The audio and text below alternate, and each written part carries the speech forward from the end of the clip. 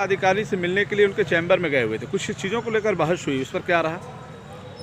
किसानों के क्रय केंद्र जो धान क्रय केंद्र हैं वहाँ पर किसानों की खरीदारी जो है धान की नहीं हो रही है जी। उसी सिलसिले में हम लोग मिलने गए थे नवागढ़ डीएम साहब को। हाँ हाँ। पिछले डीएम साहब को 22 दिसंबर को पत्रक दिया गया था जी। और उस देने के बाद भी संयुक्त किसान मोर्चा के द्वारा जो दिया गया था उसके बाद भी कोई कार्रवाई अब तक नहीं हुई। जी।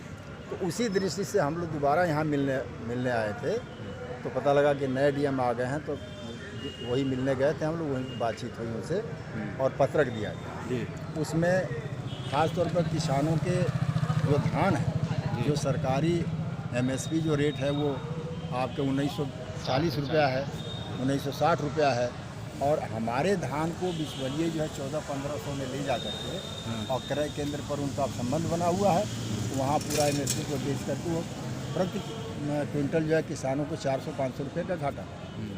इन्हीं इश्यूज़ को लेकर के हम उनसे मिलने गए थे। नहीं, सरकार कहती है, उत्तर प्रदेश सरकार कहती है, खासतौर पे योगी सरकार ये कहती है कि किसानों के साथ कोई छलावा नहीं होगा, किसानों के गेहूं प्राथमिकता के आधार पे लिए जा रहे हैं, धान प्राथमिकता के आधार पे लिए जा रहे हैं, कोई ब्लैक बाजार नहीं है। फिर ये कहाँ से आ रहा है? कहाँ से ये आ रहा? तो ये तो सरकार को बताना चाहिए कि जब पहले था कि प्रति केंद्र पर जो है क्रय केंद्र पर 600 क्विंटल प्रतिदिन खरीदा जाए, अब खुद फरमान ऊपर से आ गया है कि 600 की जगह 300 क्विंटल प्रतिदिन खरीदा जाए, और वो भी खरीदारी नहीं हो पा रही।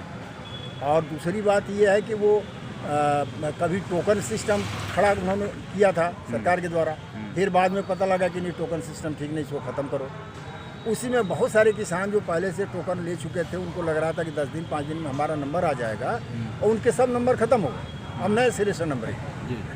और सबसे बड़ी बात इसमें है कि जो बटाईदार किसानों के लिए भी रजिस्ट्रेशन था कि ये बटाईदार किसान भी जाकर के एमएसपी पर बेचेंगे, उनका सिस्टम ही अब ख़त्म कर दिया गया जी। अब वो नहीं बेच सकेंगे, वो ज़मीन वाले ही केवल बेचेंगे, ये इस तरह की चीज़। अच्छा, जो जिसकी ज़मीन है अब सीधे वो जुड़ रहा है? हाँ, केवल वही देगा। पहले बटाईदार था वो भी, उसके लिए भी था रजिस्ट्रेशन, अब वो ख़त्म। तो सवाल ये है कि ख़ास तौर पे किसानों को जो मुआवजा के तौर पे सरकार 6000 रुपये दे रही है, तो अब उसके अलावा जो भी सुविधाएं दे रही है, क्या उससे किसान संतुष्ट है या नहीं? नहीं, उसका कारण हम बता रहे हैं कि 6000 आप हमें दे रहे हैं जी, और हमारी लागत बढ़ के 25000 हो गई है प्रति एकड़ जी।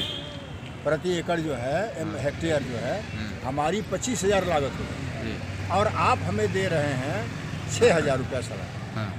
तो आप इससे अंदाज़ा लगा लीजिए कि क्या है, मतलब किसानों का शोषण पूरी तौर जी। अरे वो पैसा तो मेरा ही अच्छा है।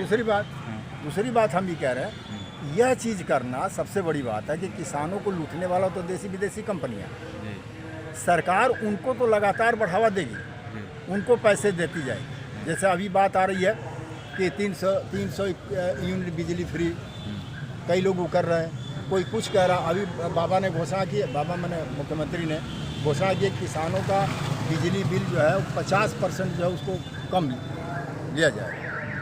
तब आप समझिए 50% हमें कम आपने कर दिया, वो तो वही बाज़ार में जो माल खरीदा जाता है कि एक माल का दाम आज जो है 1 रुपया है, वो 50% में मैंने 50 पैसे में हम खरीद लेंगे, कल उसी का दाम बढ़ा के 5 रुपया कर दिया गया, तो 50% का मतलब हो गया कि 2.5 रुपये उसका दाम हो गया, यानी 50 पैसे से 5 गुना हम देंगे उसको।